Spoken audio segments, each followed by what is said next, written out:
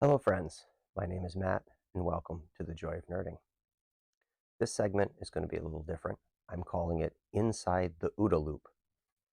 Now, you may wonder, what is an OODA loop? Well, the term comes from command and control. I came across it in business. I believe it may have originated in the military, and I don't necessarily know if this is military veterans coming into business and bringing that with them. It also may very well have come from industry. But the point being is that it's how we make decisions in a command decision structure. So let's go with the term OODA, OODA. It stands for observe, orient, decide, and act. Now, there is an alternate definition that I've encountered specifically in military circles. I think it was one of Uncle Sam's misguided children who told me this, but I might be wrong. And if so, I most profoundly apologize, because one thing one does not want to do is upset leathernecks. If one can avoid it, it usually ends poorly. So that is observe remains the same.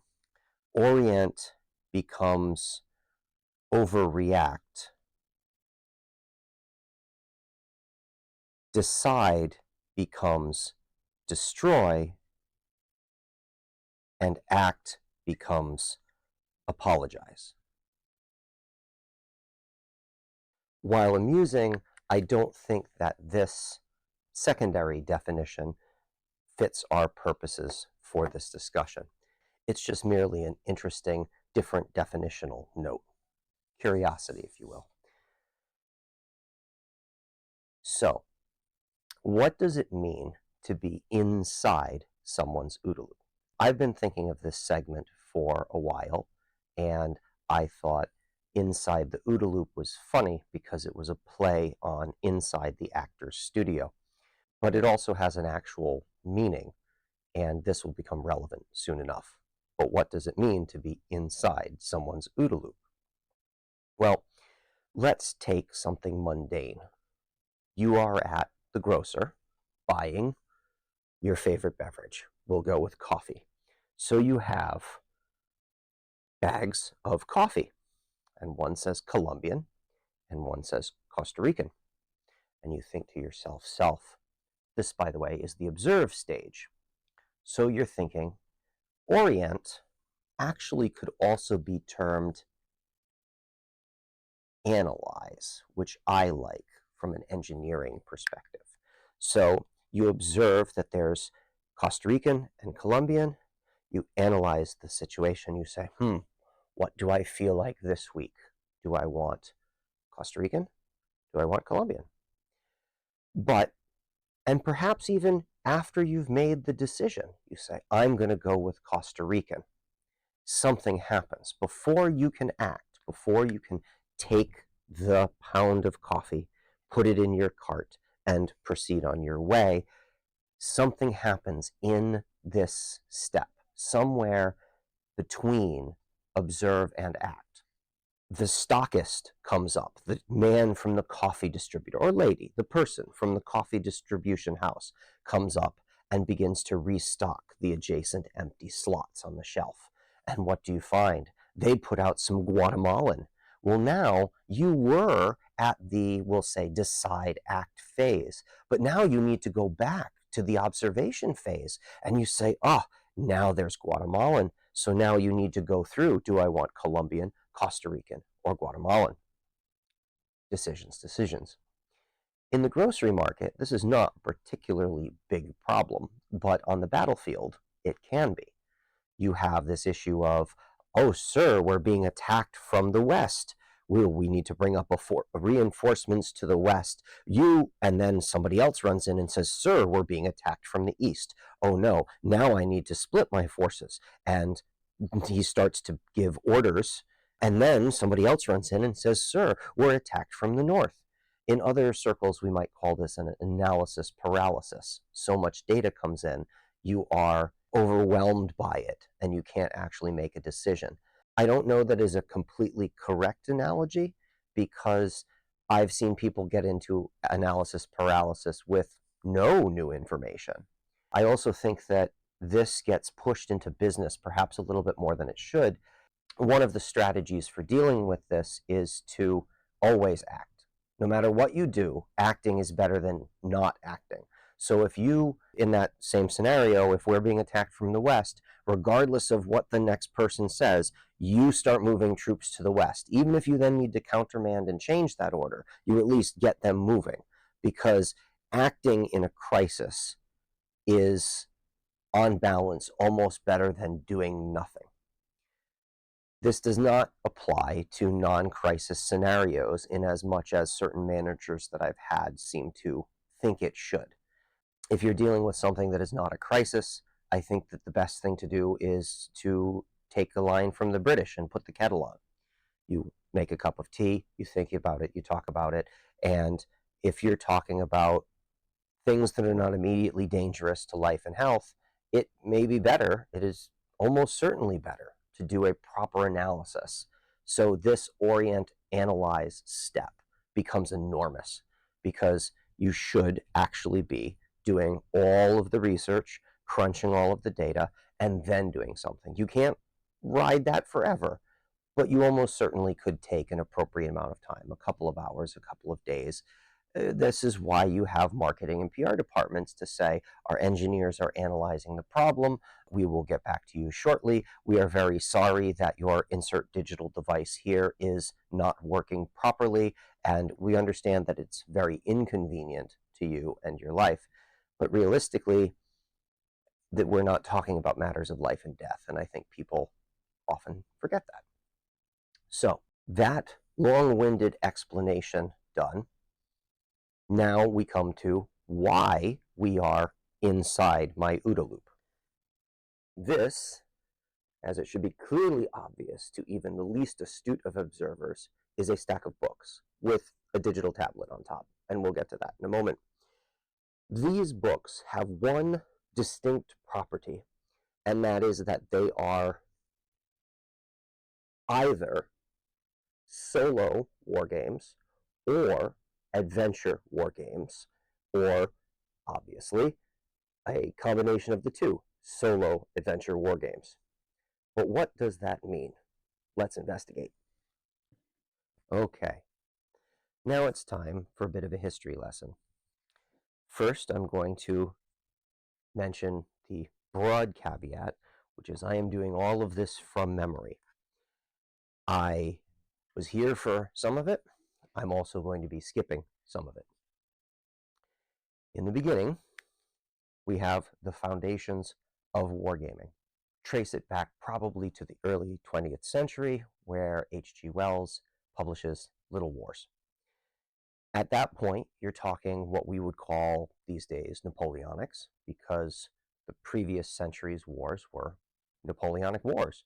You have the American Civil War, you have actual Napoleon, you could even go back to the American Revolution, French Revolution, etc. You have muzzle-loading weapons, cannons, massed troops, cavalry, flags, awesome uniforms, marching in lines. It all looks very good, especially if you take the battlefield and you put like cotton wool over it and so forth. But that's time period is not really of issue here. It's size. These were geared around large formations of men, because that's what people thought about. That's how they fought. They fought as units that stood in ranks and ran their equipment according to drill. First rank fire, take a knee, second rank fire, etc. So we go up to here, and we'll start here. Oh, I suppose I need a legend. If this is going to be a chart, I need a legend. I'll do the legend in blue. So here we have size. So big size down to little size. We're talking, oh, I went off the screen. My apologies. Let's see. I want to stop it about here. All right, down to little size. So we start with Mr. Wells and his large armies, right? And this is the army size, which might not technically, in our modern terms, be an army. This could also be a company or a platoon even. But the point is, soldiers are moved as groups. I'm going to rewrite this because I'm going to need the space. We'll call this army, company, platoon. Okay?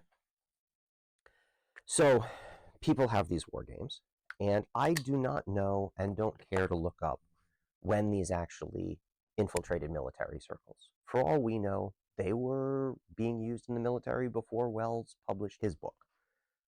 Not strictly speaking relevant. We know that they were doing modern warfare to them, which to us is Napoleonics. It's not what we would call modern, because you could argue that World War I was the first truly modern war.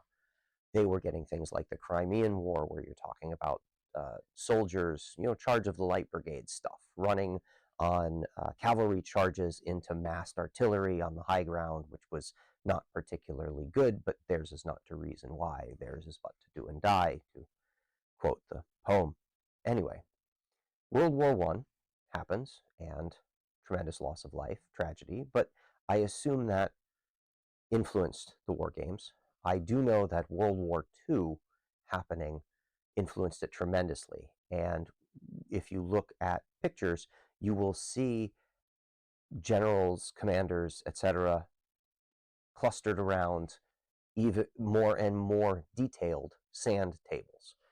I don't know how they kept up all of these sand tables, and it kind of baffles me because I've seen pictures on the Western Front in World War II, where what we would call the European theater of operations, where the Allies are attacking, and so you've got all of these military brass standing around this table, and it's got little trees and houses and all of that, and nice curves and all those things. I mean, did you enlist and become a rifleman, and then they figured out that you used to play sand table war games, so congratulations, you're the guy attached to the company HQ in charge of making the sand tables?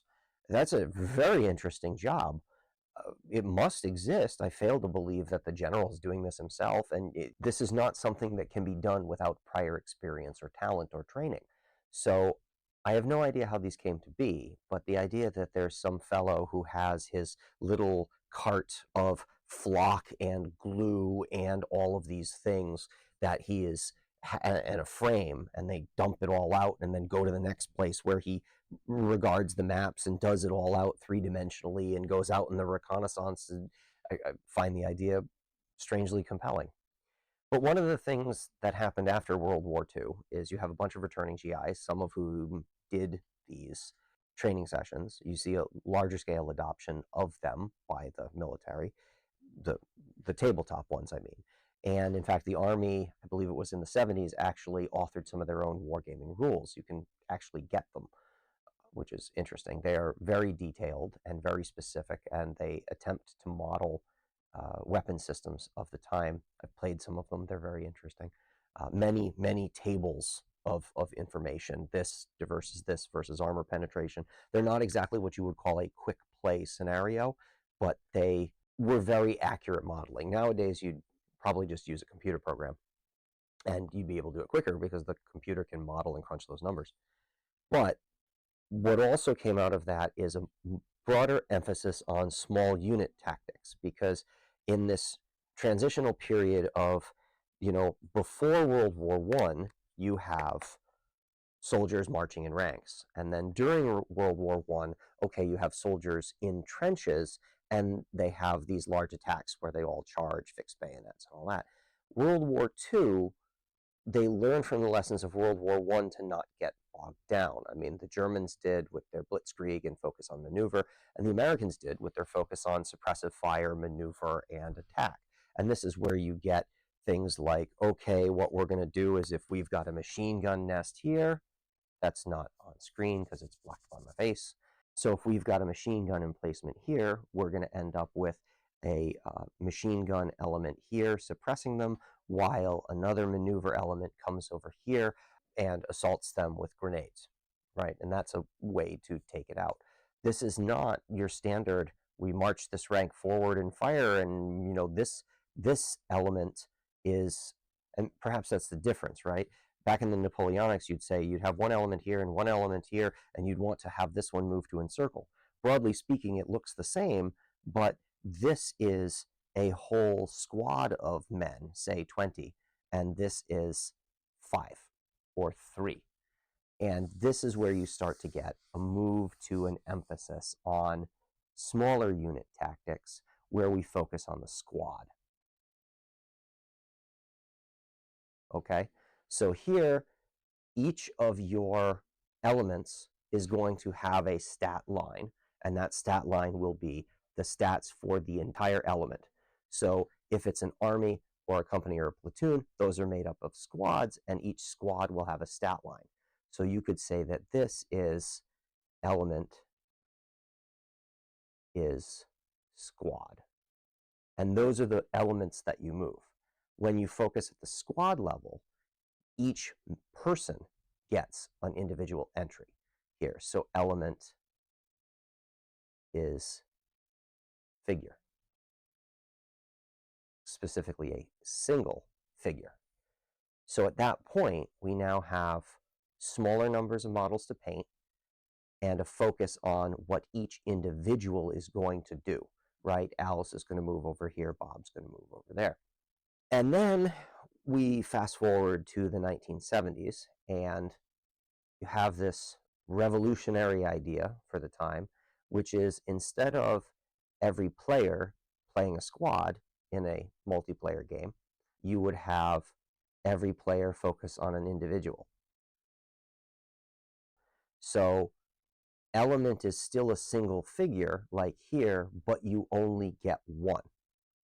And that individual character is much more powerful or interesting or unique or whatever. Instead of, okay, you've got 5 riflemen and a guy with a machine gun and an officer and a guy with a grenade launcher, you have your hero who is a tremendously adept fighting swordsman. And then you have another one who is a great wizard and another one who is a great archer, and we, our merry band of adventurers, will go forth. This is where you get into things like chainmail and the like. So at the same time, you end up with this, if we're doing an individual, why don't we start tracking detail? This is where you get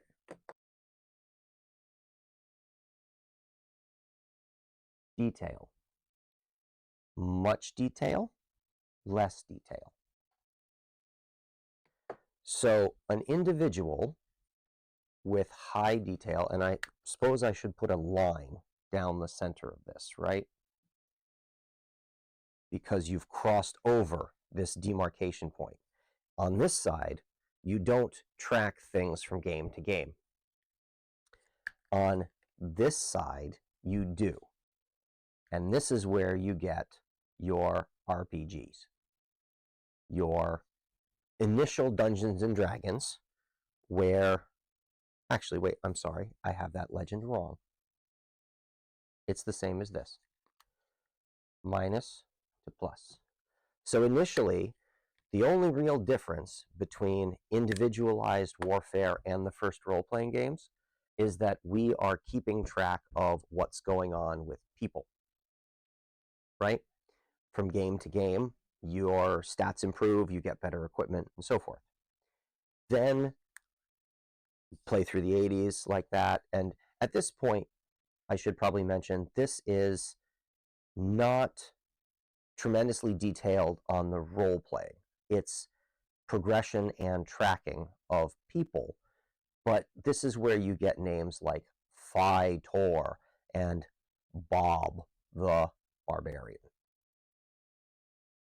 Not a lot of real backstory there, but it's fun and people enjoy it, and I'm not going to tell them that they're wrong because I enjoy a good hack and slash from time to time.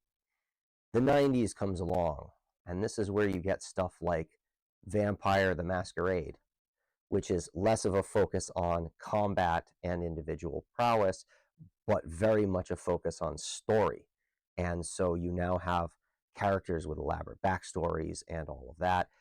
You could probably throw stuff like Amber Diceless into here as well, because you have to resolve conflict, but you don't have to do a ton of detail. All right. So what's interesting, and there's probably more detailed things that I'm less aware of, but people do elaborate backstories and all that. The point of this is to get to what is an adventure war game. And an adventure war game is this, the hypotenuse of this right triangle that I've done. And this is the spot where the adventure war game exists, because it takes this early level of RPG complexity and attaches it to a squad. So let's go through history.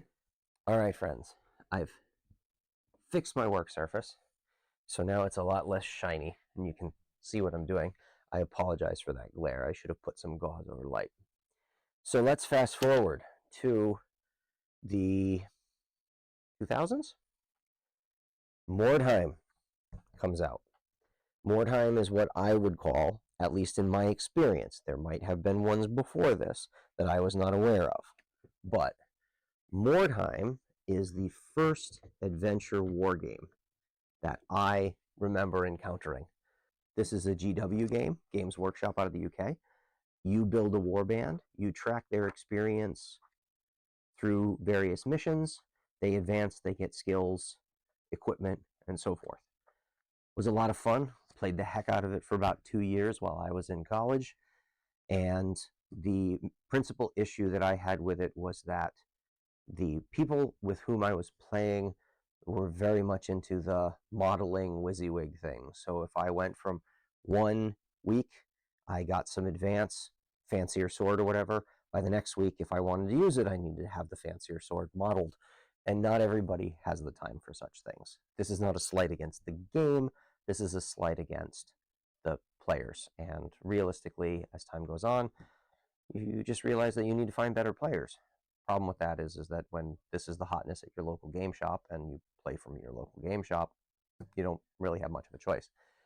And then they'll go get the new hotness, and Battlefleet Gothic comes out and they want to play that, or a new edition of 40K comes out, they want to play that. Whatever. There's a solution to this, but we'll get to that later. Okay, so there's Mordheim, and that's it for a while. And then time goes on, and I'm at a convention, and I find this. This is not a test. This is a convergence of several of my favorite things. I like declining civilizations. I like post-apocalypse. I like things like Fallout. I mean, it's very post-nuclear role-playing game and has an aesthetic that is not unlike Fallout. So you can come up with, buy whatever Fallout miniatures. As it turns out, this, by the way, predates the Modifius Fallout Wasteland Warfare, I think it's called, game. So you could just buy the Wasteland Warfare miniatures and use them with this rule set. Works great.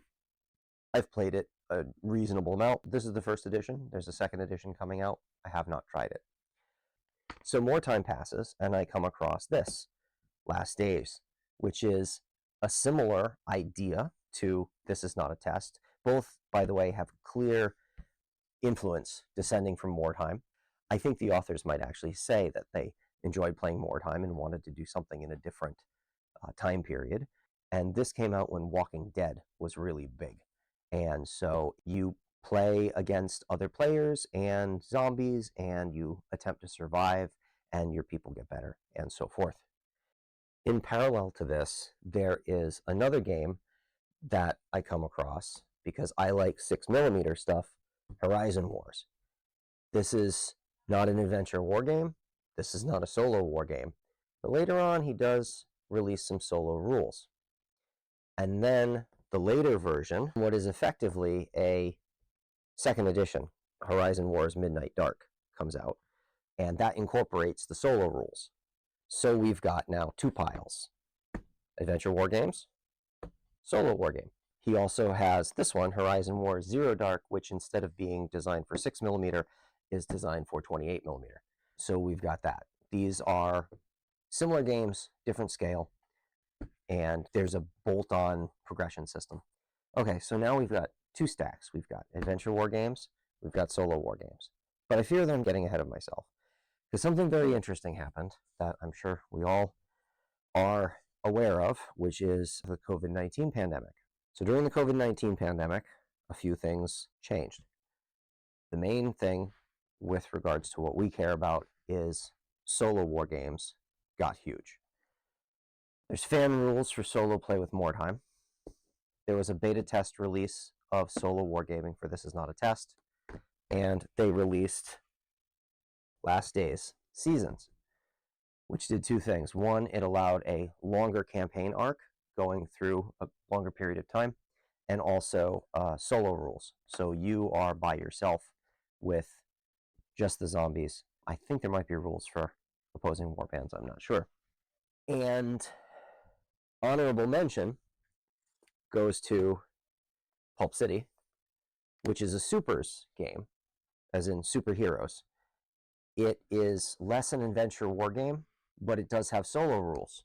So it goes in this pile with Horizon Wars. I played this probably 15 years ago, really liked it. This is the 2nd edition. I fully backed their Kickstarter and got all of the cool miniatures and have painted absolutely 0 of them. So we will probably get to that.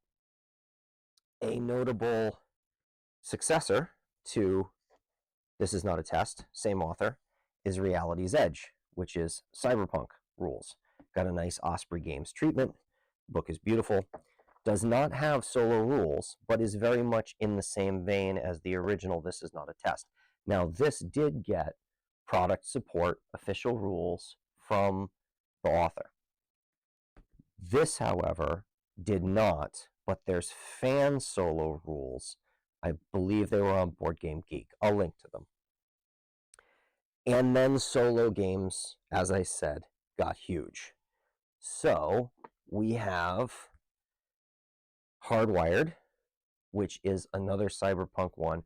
This is designed from the ground up to be a solo and cooperative game. Should probably note a little bit about cooperative games. I like cooperative games because I have children. Now, I don't want to be misunderstood here. I am too Gen X for the everyone gets a trophy, we're all winners foolishness. There are some situations where a rising tide lifts all boats and we can be winners. Games are often not that. They are inherently competitive in nature, and there are winners, and therefore there are losers. But that doesn't mean that you can't all win or lose as a team.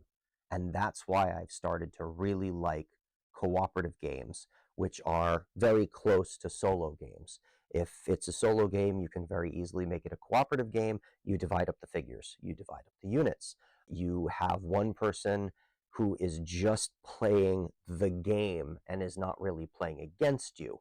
I've seen that with the Aliens board game, is that my wife and I will play the Space Marines. My son just wants to move the aliens, but he moves the aliens according to what the aliens are supposed to do, not according to his own strategy. So if we win, he's happy for us, and if we lose, he's sad for us, but he doesn't really have an emotional stake in it. If you're all cooperating, it's kind of the same thing. We are winning or losing as a team. We are all on the same side.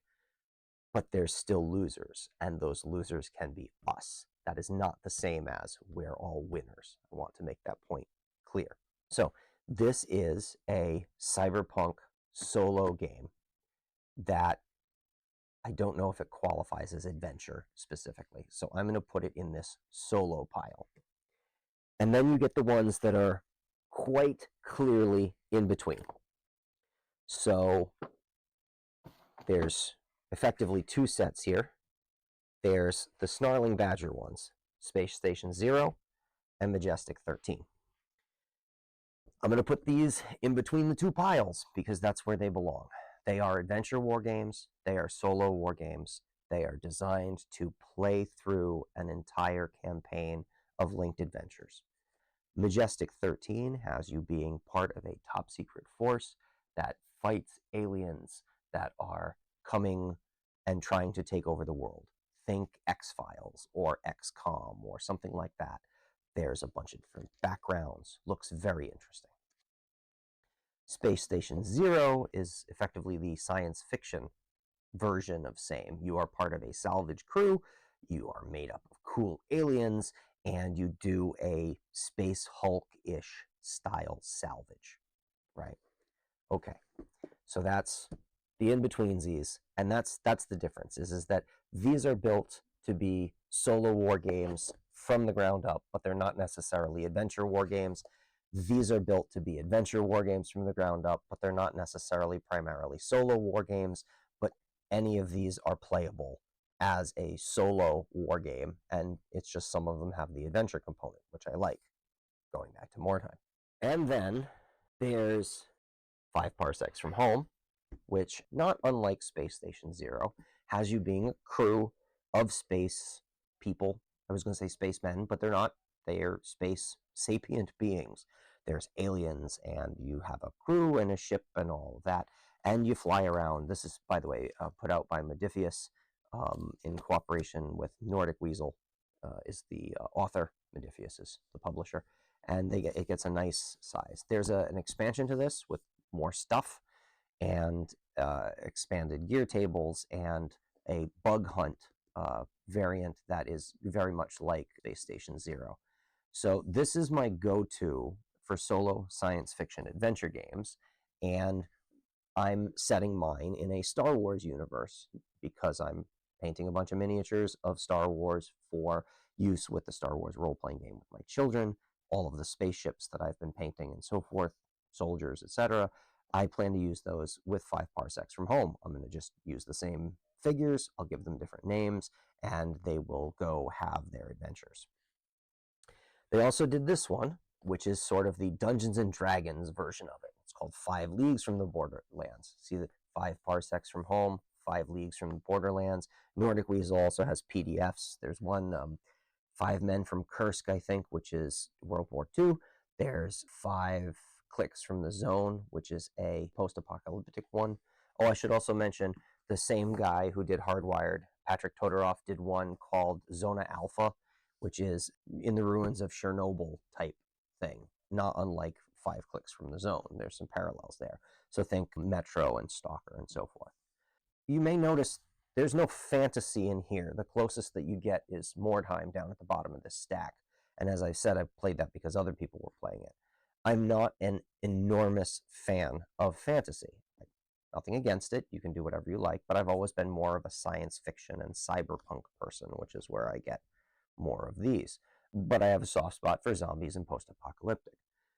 Picked this up because I was thinking I could do something interesting with it. It's similar rules, but different equipment. And to an extent, it's broadly compatible. And if you read through it and understand how the game works, you can hack it.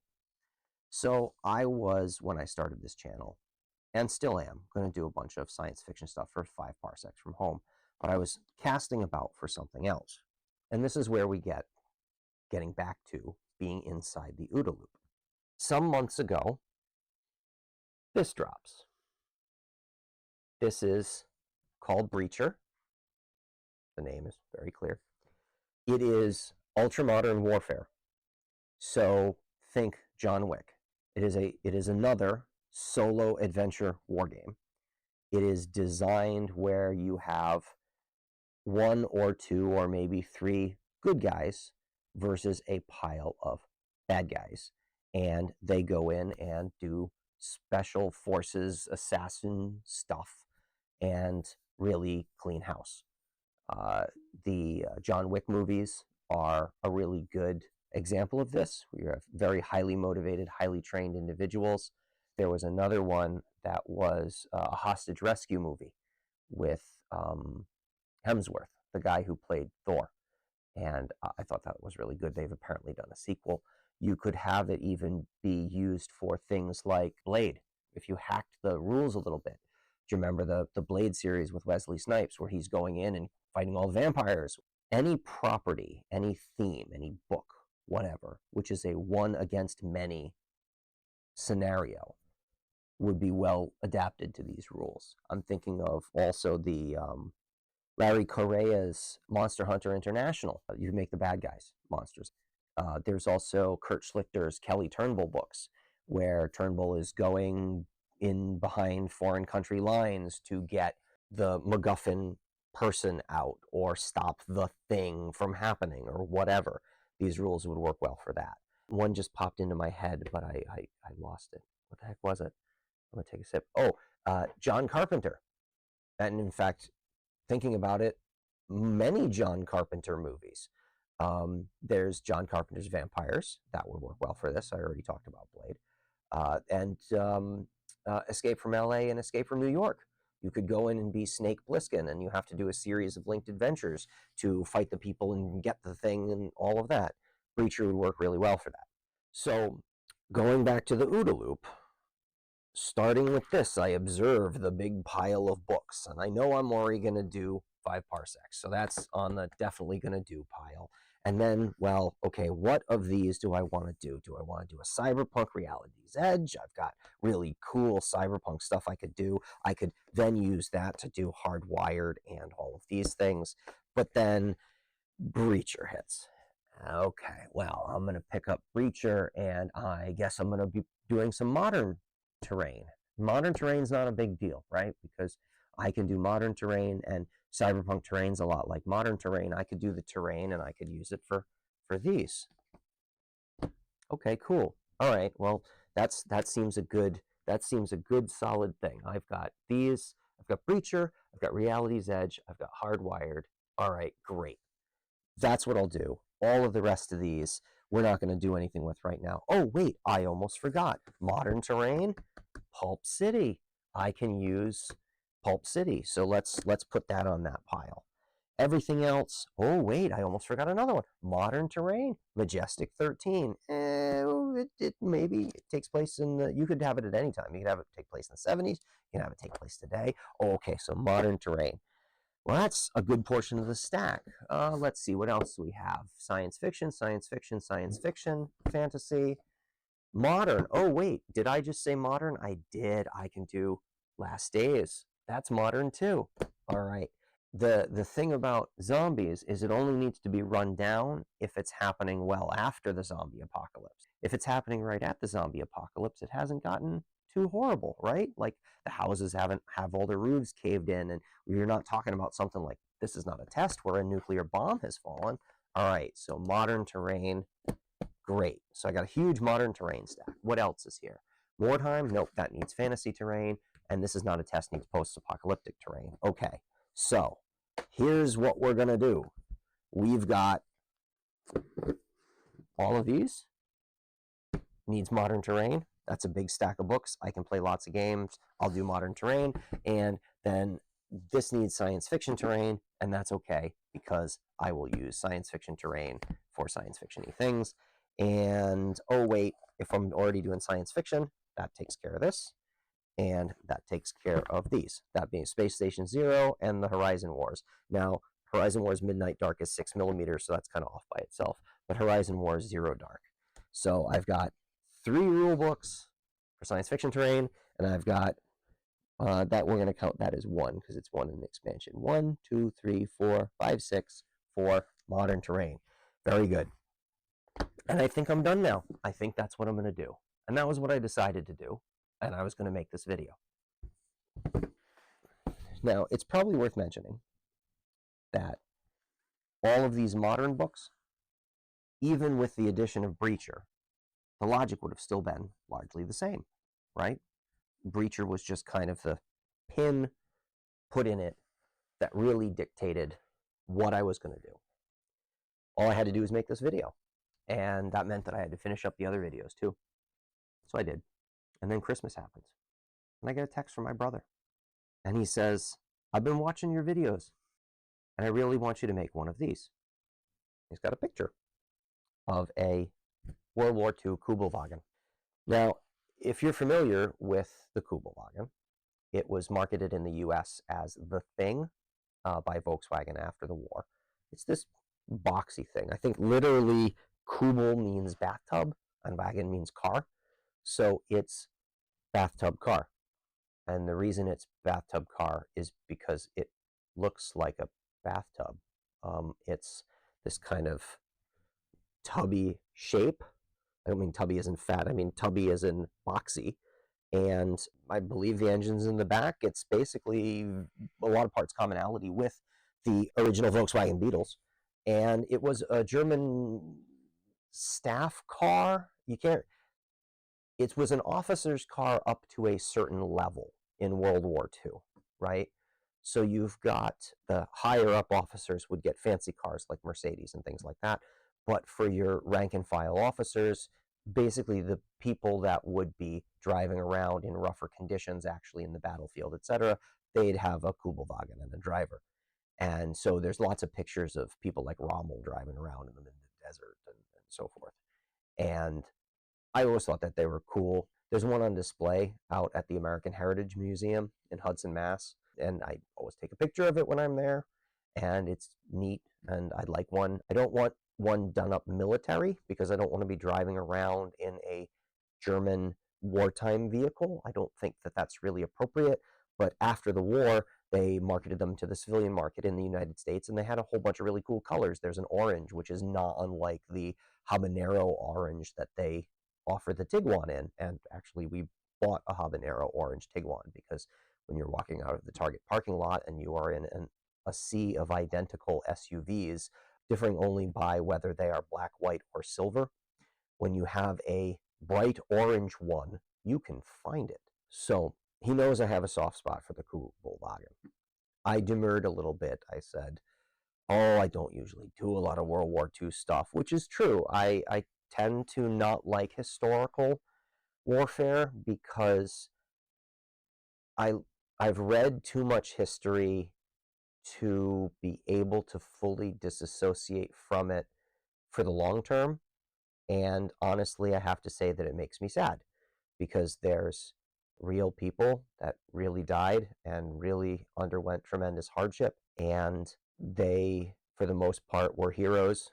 I say for the most part because there are certain people that engaged in atrocities that we're not going to go into here that you don't really feel bad if they starve to death fighting the Russians because they worked at a concentration camp. But we're going to leave that bit aside. That's as political as I will get for right now. But for the most part, yes, this was real people. They had real suffering, real death. That's why I tend to not like to recreate historical battles. I'll do it. I planned, but unfortunately did not get to run a scenario based on the book Black Hawk Down for a friend of mine who is in the Army. Unfortunately, his schedule changed, so I didn't get to run it. He was going to come home for Christmas and then was not able to. But that's the exception rather than the rule. I prefer to make up people who have never lived and have them have battles that never happened because it is not quite so weighty on my emotions. A bit more pure fun, if that makes any sense. So I tell him I don't tend to do a lot of World War II stuff. And then, literally 2 hours later, I got an email from Modifius.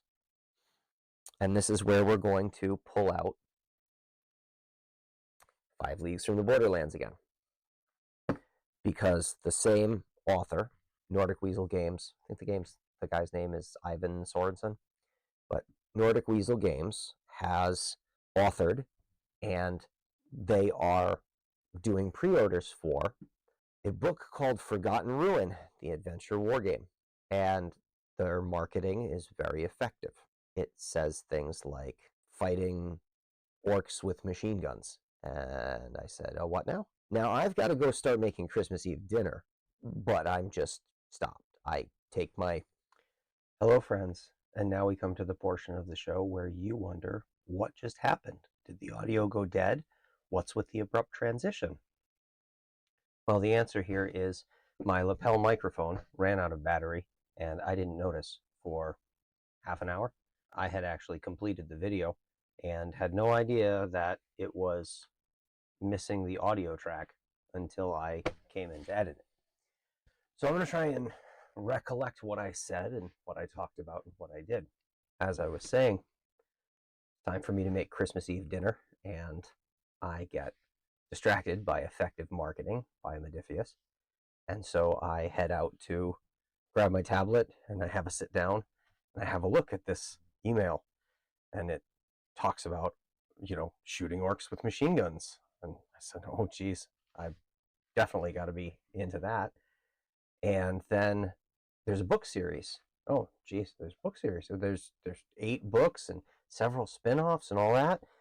They also have a book series that's all Space Marine-y, and I'll link to that, but apart from a footnote, it has no real bearing on this discussion. So I look at it, not even thinking about the previous conversation with the Kubelwagen and all that. I'm just thinking, this is neat. So I buy it. And I have a little bit of time while stuff is roasting and all that. So I make myself a cup of tea and I sit down and I read the introduction. All enemy elements are currently heading straight for our position from several points on the compass. It would be naive in the extreme to think that they are not going to hit us in the next 12 hours and hit us hard with everything they've got. The enemy force is numbered at upward of 5,000. We are 200 Rangers and special personnel, plus a highly trained flight crew and 3 civilians. Well, okay then. You've got me a little hooked. So then I start looking at the full introduction. And towards the end of it, there's this section called Alternate Squads and Settings. While the original stories featured US Rangers, you may want to do a different unit or even nationality, whether you served in one or just really like the look. You may even want to try playing the game with a World War II Ranger squad or a handful of science fiction figures you have sitting around. After all, the original story also featured science fiction elements, so almost anything is viable. The rules are agnostic regarding the specific miniatures you choose, so you can substitute the correct weapons and use a bit of best judgment.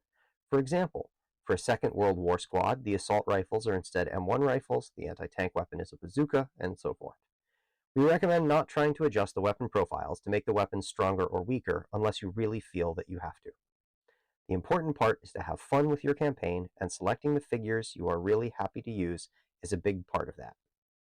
So it's clear that the author has already thought about alternate time periods, and then I connect the 2 dots together, and I say, well, I can do World War II.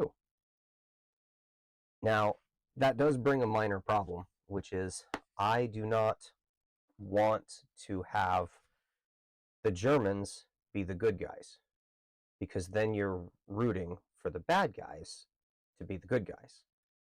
And I just don't want to do that. I don't think that would be much fun. But if we have it be World War II US Army Rangers, why is there a Kubelwagen? So I thought about this, and I thought about this, and I bounced it around in my head. And then I said, why not both? So the way this plays, there's a campaign turn where you do some logistics and you fight a battle. The way I'm going to do this is I'm going to set up 2 forces, 1 German and 1 American. The Germans will get a Kubelwagen and one of those half tracks, and the idea is that they are with a bunch of scientists who are at some structure. I was originally looking at a castle, couldn't find any castles I liked, so I'm going to do a French farmhouse. I found a World War II French farmhouse that I'm going to print and paint up. So they're hanging out there with the scientists, and then after the Normandy landings, the Americans are advancing, they're pushing the Germans back, they realize that the Americans could be here at any time, and these scientists are working on some type of portal device, because you could do a couple of things with such a device. One, you could have your paratroopers get behind enemy lines without having to fly airplanes over them and parachute down. They could just, walk through a tunnel. Wouldn't that be a tremendous element of surprise? The other thing you could do with it is transport yourself somewhere else, like, say, Argentina. South American Nazis were a thing. They ran away from Germany with whatever they could carry and set up lives in other places after the war. And in fact, I think it was Argentina where the Mossad caught Adolf Eichmann, because they're good at that sort of thing. Okay, so you have the Americans who have no vehicles because they're traveling overland. We'll go with Army Rangers. They're ahead of the main attacking force, and they're trying to capture this technology. So the first battle is them fighting the Germans that are defending the farmhouse, and we'll say by turn 3, the scientists hit the button and the whole thing is transported to not where they were, to the Forgotten Ruin world, at which point, that's mission one. We will track the casualties as to what happened, and the forces will withdraw to 2 adjacent map hexes. This uses maps. And so the Americans will take their campaign turn, the Germans will take their campaign turn. I will direct the Americans, I will have them move a certain way. The Germans, I'm just going to use hex face and have them move in a essentially random direction to make it a little bit more unpredictable for me. And then I'll play campaign turns as normal. And so we can cheer for the Americans, and they're going to fight the other fantasy monsters, and we can laugh at the Germans who end up fighting the same fantasy monsters as they encounter things. If they end up meeting together, they'll fight each other, and I will find a suitable enemy intelligence AI action sequence for the Germans to use. I'll have to do that in the first battle too. Now, I want to be abundantly clear. As I said, I don't want to play the Germans as the good guys, because too much of the German army was Nazis. Too many of the German people were Nazis. When I was a kid, there was actually a propaganda effort that I learned about only recently when doing the research for this, where they kind of understated just how many of them were actual Nazis, registered members of the party, or were very sympathetic to those goals. They treated it with a light hand. And the reason was because they were afraid of the Russians. So initially after the war, there were big denazification efforts. And then as NATO came to be and realized that the Soviet Union was a tremendous threat, they talked with the West German leaders, and the West German leaders said, well, okay, we'll build up our military again, but you can't keep calling us Nazis, and you have to give a whole bunch of people a pass, even though they were Nazis. And there was already precedent for this, because we took a bunch of Nazi rocket scientists and brought them to the United States as part of Operation Paperclip. So they basically said, okay, well, we'll take a bunch of the worst of them, and I'm sure worst was weighted somewhat by most expendable, right? The ones you didn't need. But the history that I read basically said that a whole bunch of the generals that served in West Germany and rebuilt their military were reasonably high-ranking Nazi party members. I mean, you're talking upwards of 30% of their officer corps, especially by the end of the war. Hitler had replaced anybody who was in favor of a strong and independent military, which is apparently what it had been like in Germany. They served the fatherland, they served whoever the political leader was at the onset of the war, and by the end of the war, they were personally swearing loyalty to Adolf Hitler, not to the chancellor, but personally to Adolf Hitler.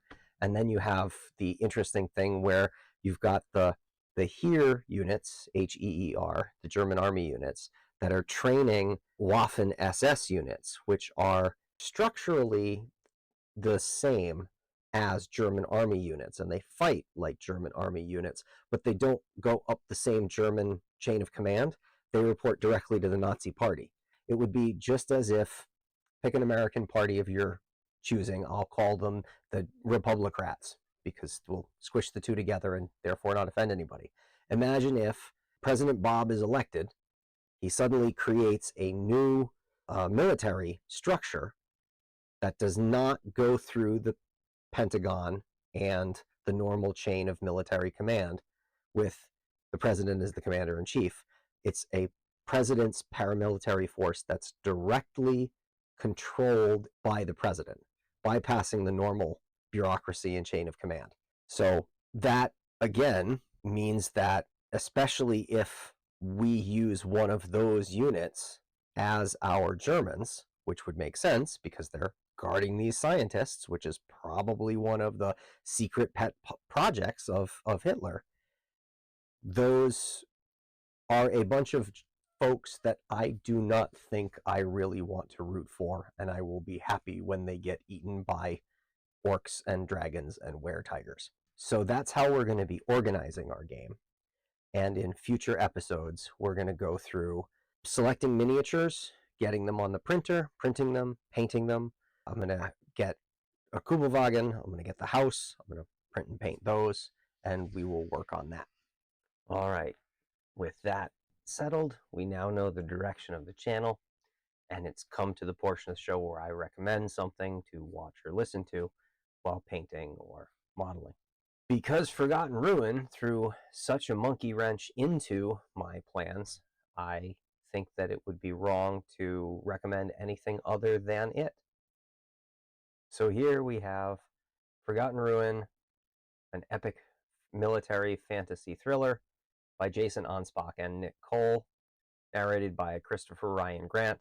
Mr. Grant does a very good job, does all the voices, so you know who's talking and does accents and so forth.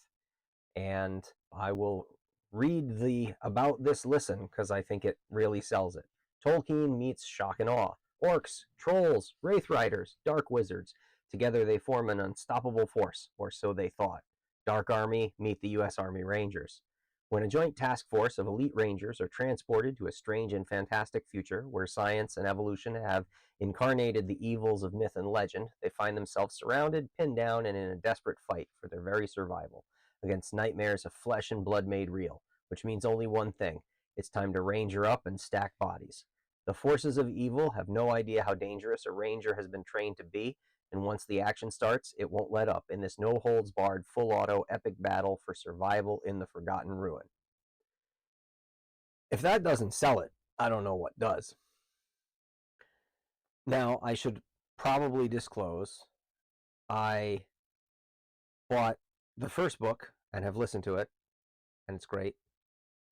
I bought the miniature game rules that we've been talking about for the bottom part of this video. I bought the Dungeons and Dragons 5th edition setting, 5e, there you go, 5th edition setting, and have conned my players into playing it in between Fallout, right? So I actually run, whenever I run games for adults, I run 2 games.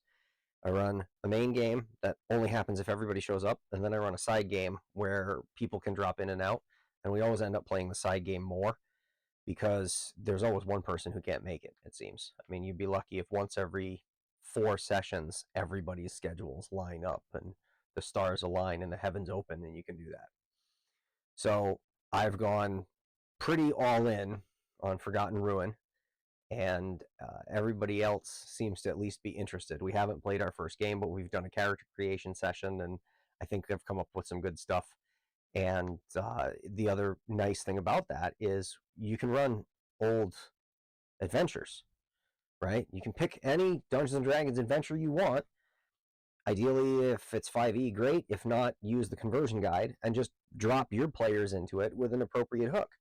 Okay, so you may not be finding stuff in a tavern or whatnot, but you have your commanding officer that says, hey, you got to go make contact with this or scout around that or go check this thing out. And so our merry band of soldiers goes out and has a look-see at whatever and ends up falling into a dungeon or having to go after a vampire or shoot some zombies.